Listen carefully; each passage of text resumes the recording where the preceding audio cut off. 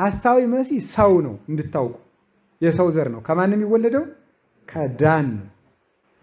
የሐሳዊ መሲህ መልኩ ክፉ ነው። አንድ አይኑ ልም ነው። የቀኝ አይኑ ደም የለበሰ ነው። እግሩ የተጣመደ ነው ወደዚያ። ከንፈሩ እታች የደረሰ ነው። የታችኛው ከንፈሩ ዘያቢ እንደዚህ ብሎ በቃ ይህ ቅጥህ የማይባል እንደዚህ ያለ ሰው ነው። እሱ ምን አለው? 10 ቀንድ 7 ራስ አለው። በራሱ ላይ ስድብ ተጽፎበታል ይላል። ከዚያ በኋላ ሰውን ሁሉ እያስተማረ እኔ ክርስቶስ ነኝ ይላል። ያስተምራል። ተአምራትን በሙሉ ያደርጋል። ፀሐይን ሳይዝ የያዘ መስሎ ይመጣል። ጨረቃን ሳይዝ የያዘ መስሎ ይመጣል። ሁሉንም ተአምራት ያደርጋል። ምን እስከሚባል ድረስ ነው የሚያመጣው? ክርስቶስ ካደረጋቸው ተአምራትማ የዚህ ሰውዬ አይሻልም ወይ እስከሚባል ድረስ የሚያደርስ። ለሚያምኑበት ምልክት ይሰጣቸዋል። ምልክቱም 666 ይሄ መከረኛ ቁጥር። ያንን ቁጥር ለሚያምኑበት ምልክት አድርገው በግንባራቸውና በቀኝ እጃቸው ላይ ይጽፉታል። 666 ማለት የሰው የደም ስር ነው። ሰው ነው ማለት ነው። ሰውየው ከሰው የሚወለድ ነው። ከሰማይ የሚወርድ አይደለም፣ ወይም ጋኔን አይደለም። ክፉ ሰው ነው ማለት። ቁጥሩ የሰው ቁጥር ነው ያለው ባለራእዩ ዮሐንስ ምዕራፍ 13 ላይ ለዚህ ነው። በቅርጽ ብሎ ብርጭቆውን ሁሉ 666 ነው ቢሉት 666 ራሱ ሐሳዊ መሲህ ሲመጣ ለማሳሳት የሚጠቀምበት መንገድ ነው። አሁን ሰው ኮምፒውተር 666፣ ስልክ 666፣ ሻንጣ 666፣ ፔስታል 666 ዝም ብሎ ማለት ነው። አሁን ባለፈው የኮሮናውን ክትባት ሁሉ 666 ሲል ነበር ሰው። የሰይጣን አንዱ ተንኮሉ ተመሳሳይ አብዝቶ እሱ እንዳይያዝ ማድረግ ነው። 666 የሚል ቁጥር የጠራ ሁሉ ተቆርቋሪ ክርስቲያን፣ 666 የሰበከ ሁሉ ጀግና፣ ዘመኑን የተረዳ ሊባል አይደለም።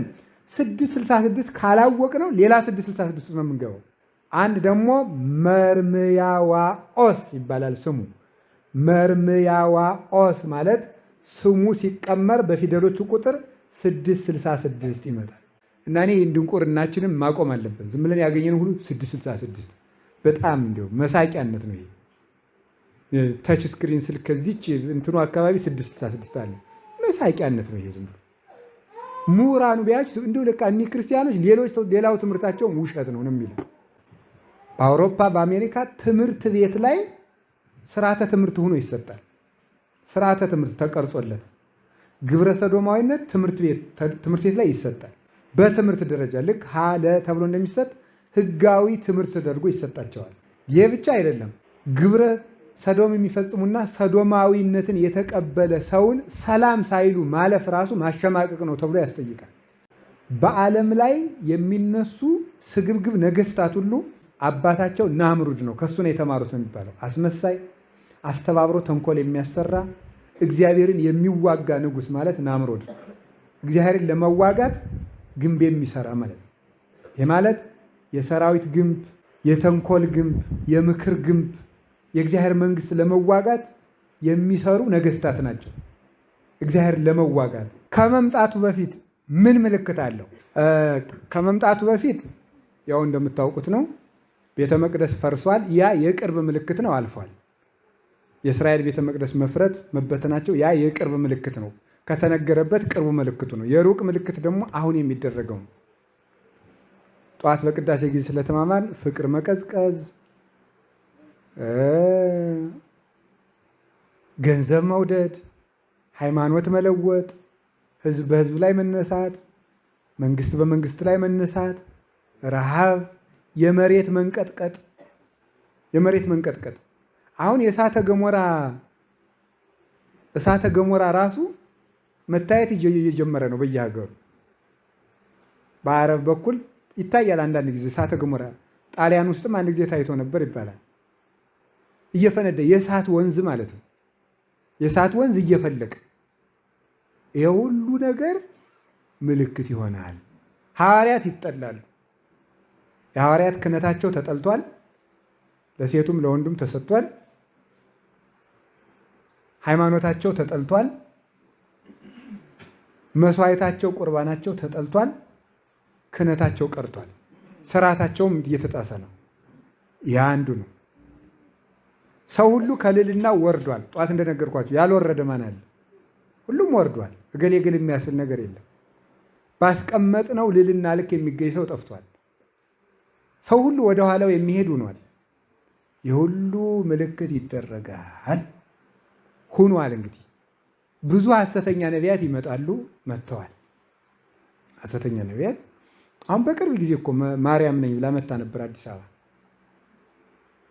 ልጇ ሲጸዳዳ ተሸፈኑለት እየተባለ ጌታው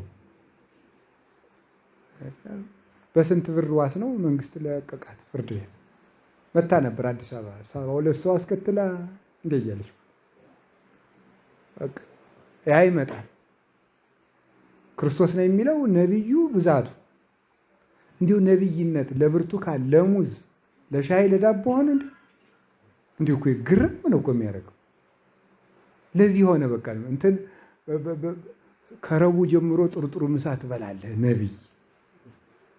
ከሐሙስ ጀምሮ ጥሩ ልብስ ትለብሳለህ ነብይ። በቅርብ ቀን መንግስት የቀበሌ ቤት ይሰጣል ነብይ። ይህም ነብይ ነው እንግዲህ ማለት ነው። በሐዲስ ኪዳን ነብይነትም ሐዋርያነትም ክርስቶስን አውቆ ለሕጉ መገዛት ነው። ሌላ የለው። ከክርስቶስ ጋር መኖር ነው ነብይነትም ሐዋርያነትም። ሌላ ነገር የለውም። የሚመጣውን ደግሞ የሚገርማችሁ የዚህ ዘመን ነቢያት ደግሞ የሚባሉት የሚያዩት ጥፋት ብቻ ነው፣ ልማት አያዩ። አሁን ምንድን ነው ኢሳይያስ ለምሳሌ ኢየሩሳሌም ትጠፋለች ይላል። መልሶ ደግሞ ሐሴት ይፈለፍል ውስተ በደዋ ለኢየሩሳሌም፣ በኢየሩሳሌም በምድረ በዳው ሁሉ ደስታ ይፈልቃል ይላል። እስራኤል ይጠፋሉ ብሎ የተናገረው ኢዩኤል ማይውህዝም ቤተ እግዚአብሔር ብሎ ይናገራል። ማርያን ጸፈጽፍ ማድባር ብሎ ይናገራል። ኤርምያስ እንደ በግ ተጎትታችሁ በባቢሎን ምርኮ ትጠፋላችሁ ብሎ ተናገር ደግሞ እፌኑ ለክሙ ኖሎተ ዘከመ ልቤ ይላቸዋል። እንደ ልቤ የሆኑ አውቀው የሚያስተዳድሩ ካህናት ነቢያትን እነ ዘሩባቤልን ይልክላቸዋል ይላቸዋል። እነዚህ ግን ጥፋት ብቻ ነው የሚገለጥላቸው። ከ3 ዓመት በኋላ እንዲህ ይሆናል፣ እንደ 2 ዓመት እንዲገለበጣል። ክፉ ብቻ ይታያቸዋል። እነሱ መክረው እነሱ ሰርተው ነው የሚናገሩት። ሊሰሩት ያሰቡትን በትንቢት መልኩ ይናገሩታል። ቀድሞ ያቀዱትን ሊያጠፉት ያሰቡትን ትንቢት ብለው ይናገሩታል። እንግዲህ በዚህ ቀን እገሌን እሰርቀዋለሁ ብሎ የተናገረ ሌባ ሄዶ ቢሰርቀው ነብይ ልንለው ነው? ነው ይድረስ እኮ። ስለዚህ ይሄ ሁሉ ተደርጓል። ኋላ እንግዲህ ምን ይሆናል? ሃይማኖት ትቀዘቅዛለች፣ ፍቅር ትቀዘቅዛለች። እነዚህ ሁለቱ በጣም አደገኛ ነገሮች ናቸው። የሃይማኖት መጥፋትና የፍቅር መጥፋት። ካመኑት ፍቅር ይጠፋል፣ ከሚሳሳቱት ደግሞ ሃይማኖት ይጠፋል። ይሄ ይጠፋል። ኋላ መጨረሻ ላይ ምን ይመጣል? ሐሳዊ ነቢይ፣ ሐሳዊ ክርስቶስ፣ ሐሳዊ ነቢይ ሞልቷል አሁን በዓለም ሁሉ። እምነት የሌለው የማያምነውን ለእንጀራ የሚሰብክ ሞልቷል ማለት ነው በየሀገሩ። ሐሰተኛ ነቢይ፣ ሐሰተኛ ሰባኪ ባለፈው እንደነገርኳቸው ነው ሞልቷል። መጨረሻ ላይ አሁን ለክርስቶስ መንገድ ጠራጊው ማን ነበር? ለሐሳዊ መሲህ ደግሞ ማን መንገድ ይጠርግለታል? ሐሰተኛ ነቢያትና ሐሰተኛ ሐዋርያት፣ ተአምር አድራጊዎች፣ እነዚህ መንገድ ይጠርጉለታል ማለት ነው። በኋላ ሐሳዊ መሲህ ይመጣል። ሐሳዊ መሲህ ማለት ንጉሥ ቅቡ ማለት ነው፣ የክርስቶስ ስም ነው። ሐሰተኛ ክርስቶስ ማለት ነው ሐሳዊ መሲህ። እሱ ይመጣል። እሱ ሲመጣ የሚመጣው ከነገደ ዳን ነው የሚወለደው። ከነገደ ዳን ይወለዳል። ከዳን ወገን ነው የሚወለደው። ከዳን ወገን ተወልዶ ከአንዲት ድንግል ነው የሚወለደው። ድንግል ነኝ እሱ በውሸት ድንግል ከምትሆን ማለት ነው። ድንግል ናት ግን አመንዝራ የሆነች ግን በአፏ ድንግል ነኝ የምትል ተደብቃ ትቀመጣለች። ከኤሳው ወገን የመጣ የሆነ ሰው መጥቶ ከመቃብር ቤት እሷ ጋር አንድ ይሆናል። ተወልደዋለች። በስውር ያድጋል። ዲያብሎስ ይወዳጀዋል። ሐሳዊ መሲህ ሰው ነው እንድታውቁ፣ የሰው ዘር ነው። ከማን የሚወለደው? ከዳን። ኦሪት ዘፍጥረት ምዕራፍ 49 ላይ ዳን እንደ እባብ ይናደፋል፣ የፈረሱን ሰኮናም ይነድፋል ይላል። እባብ ብሎታል። ዳን እንደ እባብ ይናደፋል፣ የፈረሱን ሰኮና ይነድፈዋል፣ ፈረሰኛውም ይወድቃል ይላል። ስለዚህ ምን አለ ራዕየ ዮሐንስ ምዕራፍ 13 ላይ ደግሞ ስታነቡ ወሪኩ ካልአ አርዌ ዘይወፅእ እምባሕር ከባሕር የሚወጣ ሌላ አውሬ አየሁ ይላል። ሌላ አውሬ፣ አንዱ አውሬ ዲያብሎስ ነው። ራዕየ ዮሐንስ ምዕራፍ 12 ላይ የተገለጠለት ዘንዶ አንዱ አውሬ ዲያብሎስ ነው። ሁለተኛው አውሬ ሐሳዊ መሲህ ከነገደ ዳን የሚወለደው ነው። ስለዚህ አውሬ ነው። እንደ ድብ ይነጥቃል፣ እንደ እባብ ይናደፋል ብሎ ተናግሮለታል። ማን? ሐሳዊ መሲህ። በስውር ያድጋል። የሐሳዊ መሲህ መልኩ ክፉ ነው። አንድ አይኑ ልም ነው። የቀኝ አይኑ ደም የለበሰ ነው። እግሩ የተጣመደ ነው ወደዚያ። ከንፈሩ እታች የደረሰ ነው። የታችኛው ከንፈሩ ዘያቢ እንደዚህ ብሎ በቃ እንደ ይህ ቅጥህ የማይባል ነው። እንደዚህ ያለ ሰው ነው። ይወለድና በድብቅ ያደርጋል፣ በስውር ያድጋል። ሰይጣን ይዋሃደዋል። ከዚያ በኋላ ማስተማር ይጀምራል። እሱ ምን አለው? 10 ቀንድ 7 ራስ አለው። ዘአሰርቱ አቅርንቲሁ ወሰባቱ አርእስቲሁ ወውእቱ አርዌ ይመስል ነምረ። ያ ሐሳዊ መሲህ ነብር ይመስላል ይላል። ነምር ይመስላል። ወአፍሁ ከመድብ፣ አፉ ደግሞ እንደ ድብ ነው። ወእገሪሁ ከመአንበሳ፣ እግሮቹ ደግሞ እንደ አንበሳ ያሉ ናቸው ይላል። ማን? ሐሳዊ መሲህ።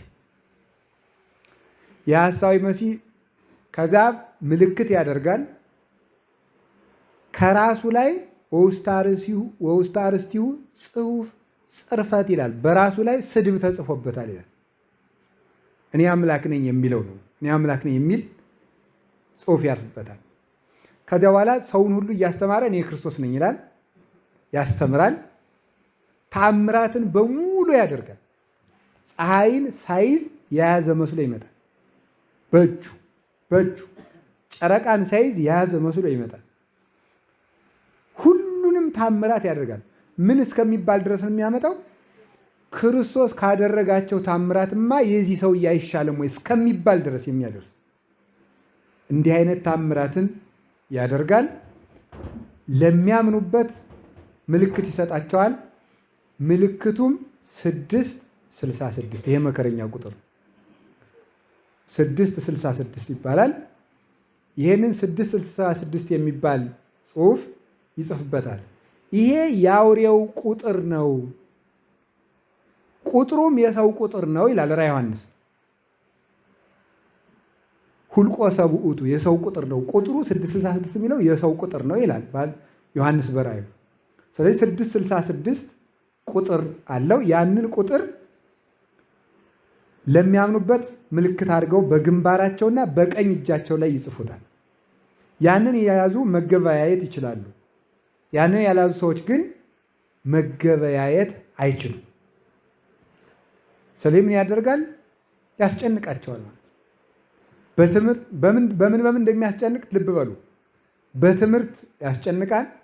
በታምራት ልብ ይሰልባል።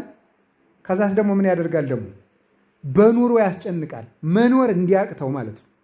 ሰው መኖር እንዲያቅተው ያደርጋል። በኑሮ ይመጣበታል። መጨረሻ ላይ ምን ያደርገዋል? ደግሞ ይገላቸዋል። እምቢ ያሉት እንደዚህ አድርጎ በቤተ መቅደስ ላይ በሙሉ የእሱን ስዕል ያቆምበታል። ለእሱ እንዲሰገድለት ያደርጋል። ግፍን ሁሉ ያደርጋል። አውሬ ይመስላል የተባለው ይሄ ምንድን ነው የሚባለው? እንደ ነብር ይመስላል የተባለው ነብር ፍጥነት፣ ንፉግነት እና ጭካኔ ያለው ነብር ቶሎ ብሎ ምንድን ነው የሚያንቅ? አንገት አይደለም። የቤተ ክርስቲያን አንገቷ ምንድን ነው? ሃይማኖት ነው። ስለዚህ ሃይማኖቷን ያንቃታል ማለት ነው። ነብር ፈጣን ነው። ሐሳዊ መሲህም ፈጥኖ ያሳስታል። ምሕረት አያደርግም፣ ይገላቸዋል። እንደ ድብ ይቅርታ ለውጫዋለሁ። አፉ ከማንበሳ እገሪሁ ከመድብ ነው። እግሮቹ እንደ ጅብ ናቸው፣ እንደ ድብ ናቸው ማለት ያ እግሩ ብርቱ ነው፣ አጭር ነው ግን ብርቱ ነው። ሐሳዊ መሲህ የግዛቱ ዘመን አጭር ነው ግን ብርቱ ነው። በቤተ ክርስቲያን ላይ ሙሉ አቅሙን ይዞ ይዋጋታል። መከራ እንደዚያ ዘመን የሚጸናበት የለም። ከዚያስ ምን ያደርጋል? እንደ አንበሳ አፉ እንደ አንበሳ ነው ማለት አንበሳ ሲያገሳ አራዊት እንዲደነግጡ የሚያሸብር አዋጅ ያውጃል ማለት ነው። 7 ራሶች አሉት። እነዚህ ሐሳዊ መሲህ እንዲሰለጥን የሚያደርጉት ወይም ደግሞ እሱ የሚያሰራቸው 7 ኃጢአቶች ናቸው። 7 ራስ የተባለው አንደኛው የአዳም ኃጢአት ነው። የአዳም ኃጢአት 2 ነው። ሕግ ማፍረስና አምላክነትን መፈለግ ማለት ነው። ሕግ ማፍረስና አምላክነትን መፈለግ ይሄንን ይሰራል፣ ያሰራል። 7 ራሶቹ እነዚህ ናቸው። አንዱ። ሁለተኛው ሞተ አቤል ነው። ወንድም ወንድሙን በግፍ እንዲገል ያደርገዋል። ይህን ያደርጋል። 3ኛው ኃጢአተ እስራኤል ነው። የእስራኤልን ኃጢአት ነው። የእስራኤል ኃጢአት የእግዚአብሔርን ውለታ መርሳት ይባላል። የእስራኤል ኃጢአት የእግዚአብሔርን ውለታ መርሳት፣ እነዚህን ይሰራል። 40 ዓመት ተቆጣይ ክዋለ ኢቲ ትውልድ እግዚአብሔር 40 ዓመት በሙሉ የሚቆጣቸው መና ወርዶላቸው ቢርበንስ ብለው ስለሚጠራጠሩት ነው፣ ውለታውን ስለሚረሱ። ኃጢአተ እስራኤልን ይሰራል። ኃጢአተ ሰዶም ይሰራል። የሰዶም ኃጢአት የሰዶም ኃጢአት አሁን ተመልከቱ፣ ሕግ ሆኖ በዓለም ላይ ሁሉ እየተሰጠ ነው። በአውሮፓ በአሜሪካ ትምህርት ቤት ላይ ስርዓተ ትምህርት ሆኖ ይሰጣል። ስርዓተ ትምህርት ተቀርጾለት ግብረ ሰዶማዊነት ትምህርት ቤት ላይ ይሰጣል። በትምህርት ደረጃ ልክ ሀለ ተብሎ እንደሚሰጥ ህጋዊ ትምህርት ተደርጎ ይሰጣቸዋል፣ ይወስዱታል። ይህ ብቻ አይደለም። ግብረ ሰዶም የሚፈጽሙና ሰዶማዊነትን የተቀበለ ሰውን ሰላም ሳይሉ ማለፍ ራሱ ማሸማቀቅ ነው ተብሎ ያስጠይቃል። እንደው ዝም ብሎ በር እሱ በዚያ ሲያልፍ መዝጋት ራሱ በር ሲያልፍ መዝጋት በሰዶማዊነቱ ተጸይፋችሁት ነው ይባልና ያስከስሳል። እስከዚህ ድረስ ህግ ሆኖ እየተፈጸመ ነው። ሴት ሴትን እያገባች ነው። ወንድ ወንድን እያገባ ነው። እናት ልጇን እያገባች ነው። አባት ልጁን እያገባ ነው። አሁን ፊንላንድ፣ ጀርመን እነዚህ ሁሉ ፈቅደዋል። ይሄንን አክስት አጎት ቆይቷል። እናትንና ልጇን ደግሞ ወንድ አባት ሴት ልጁን እንዲያገባ 5 ነው እንዲጋቡ ሳምቦ የሚባል ጋብቻ አላቸው። 5 ሴትና 5 ወንድ ሆነው ይጋባሉ አንድ ላይ። የሁሉ የ7 ካትን ኃጢአት ይሰራሉ። ኃጢአተ ሰዶም ይሰራል። ቅትለተ ዘካርያስ ይሰራል። ቅትለተ ዘካርያስ የሚባለው የትኛው ነው? የካህናት በቤተ መቅደስ መገደል ማለት ነው። እየተገደሉ አይደለም ዛሬ የተገደሉ ካህናትን በቤተ መቅደስ መግደል፣ ይሄ ይሰራል። በኋላ ደግሞ ምን ይሰራል? ሞተ ወልደ እግዚአብሔር ይሰራል። የክርስቶስ በግፍ መገደል ማለት ክርስቲያኖች ክርስቲያን በመሆናቸው ብቻ ይገደላሉ።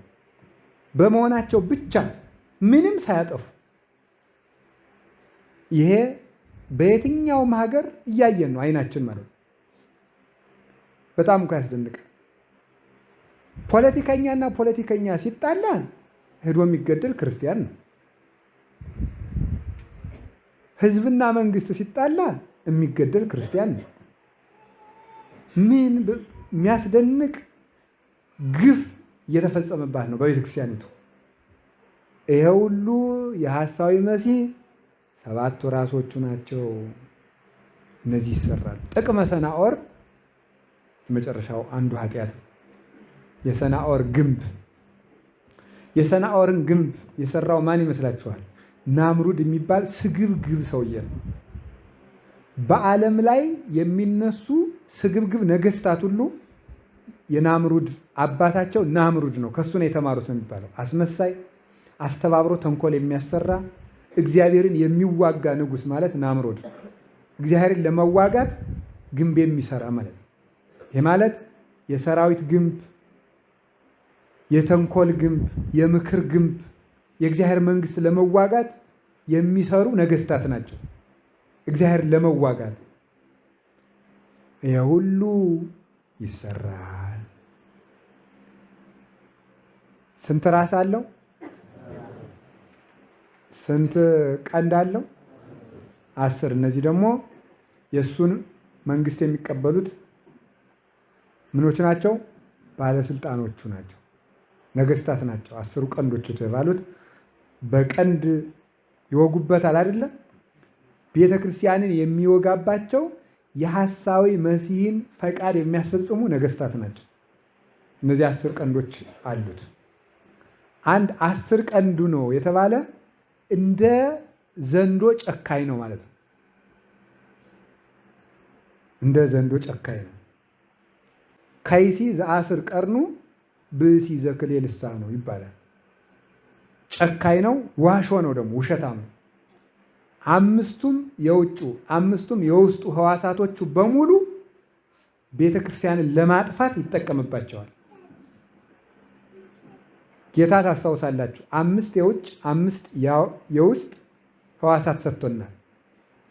በእነዚህ እግዚአብሔር እናገለግልበታለን። ሐሳዊ መሲህ ግን 10ሩንም ህዋሳቱን እግዚአብሔርን ለመዋጋት ይጠቀምበታል። ይህን ያደርጋል። የአውሬው እሱ የሚወጣ ከምንድን ነው? ከባህር ነው የወጣ። ክርስቶስ የወጣ ከየት ነው? ምረጡ። ከየት ነው? ከሰማይ አትሉም እንዴ? አቤት ማባዌ ወፃይኩ አይደል? ወመፃይኩ ዘ ከአባቴ ወጣሁ ወደዚህም መጣሁ፣ ከሰማይ ወርጄ መጣሁ ነው ያለ። ክርስቶስ ከሰማይ ነው የወረደ። ሐሳዊ መሲህ ግን ከዓለም ነው የሚገኝ፣ ከዓለም ይገኛል። ስለዚህ ምን ማለት ነው? ከባህር ሲወጣ አውሬው ከባህር የወጣ ነው ማለት ዓለም የምትከተለው ሰው ነው። ዓለምን ባህር ይላታል። ሞገዷ የበዛ ነው። ይህች ዓለምም ሁከቷ ብዙ ነው።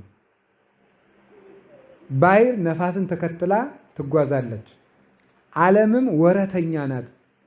ስልጣንን ተከትላ ትሄዳለች። ከዚህ የተነሳ ከማፍቀሯ መጥላቷ ይቀድምባታል። ልክ እንደ አምኖን ፍቅር ናት። አምኖን ትዕማርን ነይ ብሎ አስመጣ። እህል አልበላው እስኪል ድረስና ሰውነቱ እስከሚከሳ ድረስ ይወዳት ነበር። የማይገባ ስራ ከሰራ በኋላ ግን ቀድሞ ከወደዳት ፍቅር ኋላ የጠላት ጥላቻ በለጠ ይላል። ይህንን ያህል የዓለም ፍቅር እንደዚያ ነው። ከመውዳዷ መጥላቷ ይጸናል። ይህንን የሚያደርግ ከባህር የሚወጣ ነው። መነሻው ምቾት ነው። አሁን ይህን ምን ያደርጋል እሱ? ሐሳዊ መሲህ ቁጥሩ ስንት ነው? አቤት 666 666 ነው ማለት ሰውየው ሰው ነው ማለት ነው። ሲሰው በሉ የሰው ልጅ የደም ስሮቹ ናቸው እነዚህ። የሰው ልጅ የደም ስሮቹ ስለሆኑ ቁጥሩ 666 ነው ማለት ሰው ነው ማለት። በቀር ዝም ብሎ አሁን ሰው ኮምፒውተር 666፣ ስልክ 666፣ ሻንጣ 666፣ ፔስታል 666 ዝም ብሎ ማለት ነው። የሰይጣን አንዱ ተንኮሉ ተመሳሳይ አብዝቶ እሱ እንዳይያዝ ማድረግ ነው። ሐሳዊ መሲህ እንዳይለይ ሲመጣ እንዳይታወቅ ሐሳዊ መሲህ ያልሆነ ሁሉ ነው እንድንል እያደረገን ስለሆነ ማለት ዝም ብሎ እንትን 66 ይሄ ምንድነው? 666 ይሄ ምንድነው? 666 የሚል ቁጥር የጠራ ሁሉ ተቆርቋሪ ክርስቲያን፣ 666 የሰበከ ሁሉ ጀግና፣ ዘመኑን የተረዳ ሊባል አይደለም። 666 ካላወቅ ነው ሌላ 666 ነው የምንገባው። 666 ማለት የሰው የደም ስር ነው፣ ሰው ነው ማለት ነው። ሰውየው ከሰው የሚወለድ ነው፣ ከሰማይ የሚወርድ አይደለም፣ ወይም ጋኔን አይደለም፣ ክፉ ሰው ነው ማለት ነው። ቁጥሩ የሰው ቁጥር ነው ያለው ባለ ራእዩ ዮሐንስ ምዕራፍ 13 ላይ ለዚህ ነው። በቅርብ ብሎ ብርጭቆውን ሁሉ 666 ነው ቢሉት 666 ራሱ ሐሳዊ መሲህ ሲመጣ ለማሳሳት የሚጠቀምበት መንገድ ነው። ሌላ ደግሞ 7 ቁጥር ምንድን ነው? ፍጹም ነው አይደል? 6ስ ከ7 ምን ያለ ነው? ስለዚህ እሱ ምንድነው? ጎደሎ ነው ማለት በነፍስ በስጋ ጎደሎ ሰው ነው፣ ከክብር ያነሰ ነው ማለት ነው። 6 ራሷ ጎደሎ ናት። 6 ሲበዛ 7 ሲበዛ ፍጹም 70ውን 70 ፍጹም እንዳልነው 6ቱ ሲበዛ ፍጹም ጎደሎ ሰው ነው ማለት ነው። ፍጹም ጎደሎ ከክብር ያነሰ ከዲያብሎስ ያነሰ ነው። እንደውም ሊቃውንቱ እንደሚሉት ለምን ሲባል ዲያብሎስ እኛን ቢያሳስተን የፍጥረት ቢጾቹ አይደለም፣ ባልንጀራዎቹ አይደለም። እሱ ግን ሰው ሆኖ ሰውን ነው የሚያጠፋ። ስለዚህ እሱ ምን ይባል? ከዲያብሎስም የከፋ ክፉ ነው፣ ጎደሎ ሰው ነው። ሰውን ከክብር ያጎላል፣ እባብ ነው። ሰኮና ይነድፋል ማለት ሰኮና ስጋን በሰይፍ ሰኮና ህሊናን በኃጢአት ያሰናክላል። የፈረሰኛውን ፈረስ ይወጋዋል የተባለ ፈረሰኛ ማን ናት? ፈረስ የተባለች ቤተክርስቲያን ናት። ፈረሰኛ የሚባለው ደግሞ ከቤተክርስቲያን ውስጥ የሚኖር ሰው ነው። በአንድ በኩል ደግሞ ፈረስ የተባለ ምን ይመስላችኋል? ስጋው ነው። ፈረሰኛ የሚባል ደግሞ ሰውየው ነው። ፈረሱን ይነድፈዋል፣ ፈረሰኛው ይወድቃል ማለት ስጋውን በኃጢአት በምቾት በአዋጅ ይወገዋል። ዝም ብሎ ግን ተንገዋሉ የተቀመጠ ሰው በኃጢአት በጣዖት ይወድቃል፣ ክርስቶስን ይክዳል ማለት ነው። ስለዚህ ጎደሎስ ነው። አንድ ደግሞ መርምያዋኦስ ይባላል ስሙ። መርምያዋኦስ ማለት ስሙ ሲቀመር በፊደሎቹ ቁጥር 666 ይመጣል። የስሙ ቁጥር ተደምሮ 666 ነው ማለት ነው። የስሙ ቁጥር ተደምሮ 666 ነው። አሁን ባለፈው የኮሮናውን ክትባት ሁሉ 666 ሲል ነበር ሰው። የኮሮናው ክትባት ይጎዳል አይጎዳም ሌላ ጥያቄ ነው፣ አላውቅም። እሱን ሳይንሳዊ እውቀት ያስፈልገዋል። ክትባቱ ሁሉ ግን 666 ነው ማለት ግን ልክ አይደለም። 666 የተባለ ሐሳዊ መሲህ ነው። ቁጥሩ ይሄ ነው። ያንን ቁጥር እያሳመነ ያስቀርጻል። በሰዎቹ ግንባር ይቀርጸዋል። ግንባር የሚቀርጽበት ምክንያት ይሄ መካና አይምሮ ነው። ማሰቢያቸውን ያጠፋል ማለት ነው። ማሰብ እንዳይችሉ፣ እውነትን ከሐሰት እንዳይለዩ፣ የእውነተኛውን ክርስቶስ ትምህርት ከሐሰተኛው ክርስቶስ እንዳይለዩ አይምሯቸውን በምቾትና በዓለም ፍቅር ያስረዋል ማለት ነው። ቀኝ እጃቸውን ይይዘዋል። ምን ማለት ነው ደግሞ? ጌታ ምንድን ነው ያለው? አውርዱ መሳግሪክሙ ውስተ የምነ ሐመር ወትረክቡ ብዙሃ፣ መረባችሁን በቀኝ ጣሉት ብዙ ታገኛላችሁ። ቀኝ የተባለች ወንጌል ናት። ስለዚህ በወንጌል እንዳይጸኑ ያደርጋቸዋል። ጽናታቸውን ያጎላቸዋል። ብርታታቸውን ያጠፋዋል።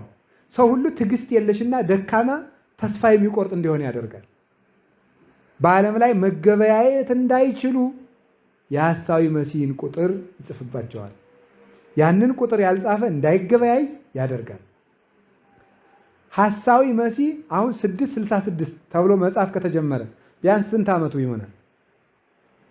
በአንዳንድ እቃዎች ላይ ይጻፋል አይደል? እንዲህ ተብሎ መጽሐፍ ከተጀመረ ቢያንስ 10 ዓመት አይሆንም? አይጠቅመውም። አውሮፕላን እኔ ራሴ አይቻለሁ። እየሄድኩበት ማታ በጨለማ አውሮፕላኑ ሲበራ ክንፉ ላይ ቦግ ሲል በመብራቱ ብቻ ነው፣ ቀን አይታይም። መብራቱ ቦግ ሲል ከክንፉ ላይ 666 አለው እና ቦግ ይላል። ታዲያ ቆይ አሁን 666 ከተጻፈ እንደው ይሄ አውሮፕላን ከተሰራ እንኳን 10 ዓመት ነው ብንል የሐሳዊ መሲህ እድሜው ግን 3 ዓመት ከመንፈቅ ነው። ስለዚህ ሐሳዊ መሲህ መጥቷል አልመጣም? አልመጣም። 3 ዓመት ከመንፈቅ ነው ማለት ጠቅላላ እድሜው ሳይሆን የሚያስተምርበት ጊዜና የሚገለጠው ስራ የሚጀምረው 3 ዓመት ከመንፈቅ ነው። በ3 ዓመት ከመንፈቁ እግዚአብሔር ይቀስፈዋል። ለምን? እግዚአብሔር ያንን ቀን ያሳጠረበት ምክንያት ዘመኑ ጨካኝ ስለሆነ የሚተርፍ ስለሌለ እንዲተርፍ ብሎ እግዚአብሔር ዘመኖችን ያሳጥራል። ቆይታው 3 ዓመት ከመንፈቅ ነው። ስለዚህ ሐሳዊ መሲህ ከመጣ አንድ 10 ዓመት 20 ዓመት ሆኖታል የሚል ሰው ውሸት ሆነ ማለት ነው። ምክንያቱም እሱ የሚቆየው የሚያስተምረው ስንት ነው? 3 ዓመት። አሁን ዘመኑ ቀርቧል የሚሉ ሰዎች፣ ሰሞኑን ቀርቧል የሚሉ ሰዎች አሉ። ቅዱስ ጳውሎስ ለተሰሎንቄ ሰዎች ሲገልጥላቸው አንደኛ ተሰሎንቄ ምዕራፍ 2 ላይ ምንድን ነው? የአመፃ ልጅ ሳይገለጥ እግዚአብሔር ምጽአቱን ምን አለ ነው አያደርግም ነው ያለችው። የአመፃ ልጅ ሳይገለጥ የተባለ ማን ነው? ሐሳዊ መሲህ መገለጥ አለበት። ቀድሞ ለትምህርት እሱ ይገለጣል። ስለዚህ አሁን ያ ምልክት ወደፊት ይመጣል። አሁን አንድ ነገር ልንገረው፣ ሐሳዊ መሲህ ወደፊት ቢመጣ ብለው ተስፋ አድርገው የሚኖሩ ነገስታት ይኖራሉ። ዛሬ የእሱን ቁጥር እየጻፍን ቆይተን ኋላ ቢቀበለን የሚሉ ሊሆኑ ይችላሉ። ግን 666 ቁጥር ሁሉ የዲያብሎስ ነው ማለት ውሸት ነው። አሁን ለምሳሌ አንደኛ ነገሥት ምዕራፍ 10 ቁጥር 14 ላይ ለሰሎሞን ህዝቡ ከሚገብረው ውጭ ከነገስታቱ ውጭ የሚመጣለት የወርቅ ብዛት 666 መክሊተ ወርቅ ነበር ይላል። እንግዲህ ሰሎሞን የ666 ንጉስ ነው። የዝም ነው ፉርሽ የሆነ ማለት ነው። 666 የተገኘው ሁሉ 666 ማለት ዝም ብሎ ነው። ሁለተኛ ነገሥት ሁለተኛ ዜና መዋዕል ምዕራፍ 9 ቁጥር 13 ላይ ብትመለከቱ የሰሎሞን ግብር 666 መክሊተ ወርቅ ነበር ይላል። 666 የሆነ ቁጥር ሁሉ የዲያብሎስ አይደለም ማለት ምን ማለት ነው? ይሄን ካልጻፍክ መገበያየት አችልም፣ ይሄን ካልቀረጽክ መኖር አችልም ተብሎ ከተነገረን ምን ማለት ነው? ለምን ብለን ጠይቀን ያ የሐሳዊ መሲህ መንገድ ተጀምሯል ማለት ነው። ራሱ ግን በይፋ ያስተምራል፣ ታላላቅ ታምራትን ያደርጋል። ዛሬ በሐሰት ታምር የሚያደርጉ ሰዎች የሐሳዊ መሲህ መንገድ ጠራጊዎች ናቸው፣ አመቻቾች ናቸው። ኋላ የእሱን ታምር እንድንለምደው ዛሬም ታምር እያስለመዱ ነው። ታምር ናፋቂ እንድንሆን አድርገውና በኋላ እንግዲህ ሄኖክና ኤልያስ መጥተው ያስተምራሉ፣ እነሱንም ይገላቸዋል። ይሄ ውሸታም ነው ብሎ ያስተምራሉ፣ እነሱን ይገላቸዋል። የግድ የአዳም ልጅ ሁሉ በአዳም መንገድ ማለፍ ስለነበረበት መሬትንና ወደ መሬትነት ትመለሳለህ ስለተባለ ወደ መሬት ገብቶ ማለፍ ስላለበት እና እኔ ድንቁርናችንም ማቆም አለብን። ዝም ብለን ያገኘን ሁሉ 666 በጣም እንደው መሳቂያነት ነው። ይሄ ታች ስክሪን ስልክ ከዚች እንትኑ አካባቢ 666 አለ። መሳቂያነት ነው ይሄ። ዝም ብሎ ምሁራኑ ቢያች እንደው ለካ እኒ ክርስቲያኖች ሌላው ትምህርታቸው ውሸት ነው የሚለው 666 ሰው ነው፣ ጎደሎ ነው። እሱ ይሄ ነው የስሙ ቁጥር ድምሩ ይሄ ነው። ተገልጦ ያስተምራል፣ መቅደስ ያረክሳል፣ ቅዱሳን ይቃወማል፣ ክርስቶስን ይቃወማል። ይሄን ያደርጋል። ሐሰተኛ ታምራትን ያደርጋል፣ ግፍ ይበዛል። ይሄንን ያደርጋል ማን? ዲያብሎስ። አሁን እንግዲህ እነዚህ ነገሮች ቁጥር 666 ተጽፎ ሲመጡ ለምን ማለት አለብን፣ ማወቅም አለብን። አሁን 666 ብለው የሚጽፉት ሰዎች ሐሳዊ መሲህን ነው ማለት አይደለም። ሰዎቹ ግን ሰይጣንን የሚያመልኩ ግን ሊሆኑ ይችላሉ። የሰይጣን አምልኮ በቅርብ ተጀምሯል። እንዲሁ አሁን ጊዜ የማይመሽ ቢሆን የሳታኒክ ባይብል የሚባል የሰይጣን መጽሐፍ ቅዱስ የሚባል አሳትመዋል። ጊዜ ቢኖር አነብላችሁ ነበር አምጥቼ። አትስረቅ በሚለው ስረቅ፣ 10 ትእዛዛት አለው። አታመንዝር በሚለው አመንዝር፣ በ10 ትእዛዝ ያለው ማለት ነው። እንደዚህ ያለው አሁን አሳትመዋል። ይሄ ሁሉ ነገር ሰይጣን ምኩራብ ተሰርቶለት መቅደስ ሰርተው ጭቁኑ መልአክ ብለው አሁን ማምልኮ ጀምረዋል። አውሮፓ አሜሪካ ውስጥ አለ ይሄ አሁን በትክክል በሌሎችም የሀገሮች ሁሉ በአውስትራሊያ አለ ይሄ። አሁን ይሄ ሰይጣንን የሚያመልኩ ሰዎች ሐሳዊ መሲህ ለንግድና ለአስተዳደር ይመቸናል ብለው ስለሚያስቡ እነሱ እየቀረጹ ሊልኩ ይችላሉ። ስለዚህ ወደፊት ይህንን አገዛዝ ይህንን አሰራር ቢመጣ ረሃብን ሞታለን እንጂ አንቀበልም ማለት አለብን። የሞትና የህይወት ጉዳይ ነው ማለት ነው። ዲያብሎስን የሚያመልኩ ሰዎች ግን ሐሳዊ መሲህ ሳይመጣ ግን ሐሳዊ መሲህ መጥቷል እያሉ ግን ማውጋት ድንቁርና ነው። መጽሐፉን ለይቶ ማስረዳት ይገባል። አሁን መጨረሻ ላይ ሄኖክ ኤልያስ ካረፉ በኋላ ጎግ ማጎግ እስክንድር ያሰራቸው፣ ሰሎሞንም ያሰራቸው እነዚህ ወጥተው መልአኩ ቅዱስ ሚካኤል ወስዶ ኢየሩሳሌም እየመራ ይወስዳቸዋል። ይዋጋሉ፣ እርስ በርስ ይተላለቃሉ። ጌታም ሐሳዊ መሲህን ያጠፋዋል።